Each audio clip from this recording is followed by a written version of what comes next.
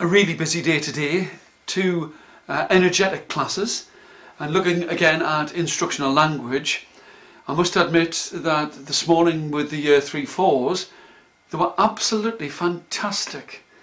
What they were doing was they were recalling a time when Adopt a Chef, they had a chef who came in who worked in the school, and it was all part of a scheme called Adopt a Chef. He came in and he made potage. He made potage with them for them to taste, and it was all about Tudors, and that was in late October, and now here on the first day of March the children had to recall what happened and how it tasted and how they made it, and they were really very good. And I'm quite proud that the teacher that I've been working with, they've taken the ideas that I've used, because I think that if you're going to write instructional language you should be able to get most things over and explained in 8 stages. She's taken that on board, and they've been making recipes for milkshakes and jelly, and they also did that for the potage, and it was absolutely fantastic. And we also, because it was potage and parsnips and place and put and pour, we made up a poem which is, well, not exactly a poem, more of a tongue twister, all about potage, and it sounds like this. Push, place and put parsnip, pepper and parsley in the pot. Pour water to make St. Patrick's pottage for the present pleasant pupils' party in the pantry. In the afternoon, because the teacher is going to be on long-term leave, the new teacher and I, who have worked together in the past, tried an activity which was all about sort of finding your way from one part of the school to the other. But with the children being Year 4-5, the level of instructional language and descriptional language was much better. It was absolutely fantastic again. Really enjoyed it. Very good fun. The kind of like dry sense of humour really appeals to me. And then we looked at maps, and what I did then was to make sure that there's a differentiation between what I'm doing with the Year 3-4s and the Year 4-5s. We looked at 2 journeys that they make on a regular basis. One is to the local swimming baths, and the other one is to the Arndale Centre. So I strapped the camera in on the front seat and drove to both of them. And tomorrow we're going to be using those to try and look at how many ways you can give people directions and description of the way that they actually have to go.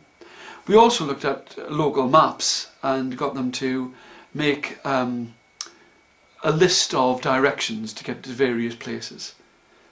As well as all of this, the people from have been in and they've been filming me. So strangely, after all of this filming, I felt a little bit self-conscious, but that soon went. And also I spoke to the boss of my agents. So all in all, a lot of scrutiny, a lot of filming, but enjoyable nevertheless.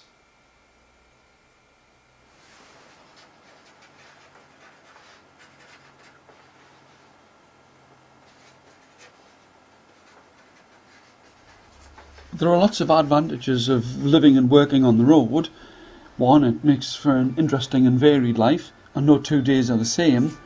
But it also makes for difficulties, like if you don't know where the post office is, then you need to go and look on the internet, and that can be at any old time of day or night. And you also have to do everything almost as if you're on the run. So when you're coming to addressing a set of labels, you have to do it where and when you can, and then you have to try and find a post office or a post box that works.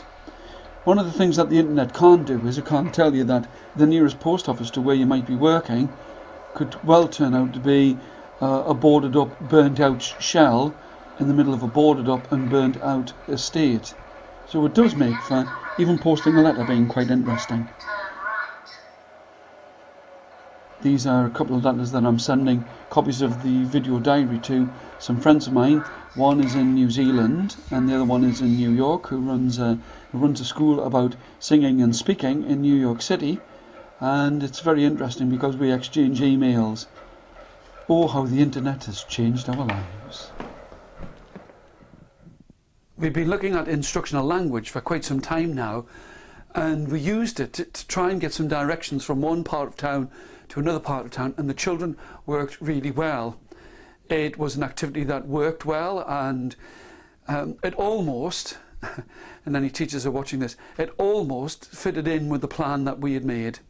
It also gave us a chance at the end of the session to play a game with the children, a going home to school game, where the children had to go from one place, which was the home, and travel along a board game, a bit like Snakes and Ladders, until they actually came to school.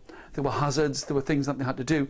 And knowing that these children don't always have a die inside of the house, I geared the game towards using a 2-pence piece, which they had to flip, and that would help them to move. But anyway, the game itself looks a bit like this.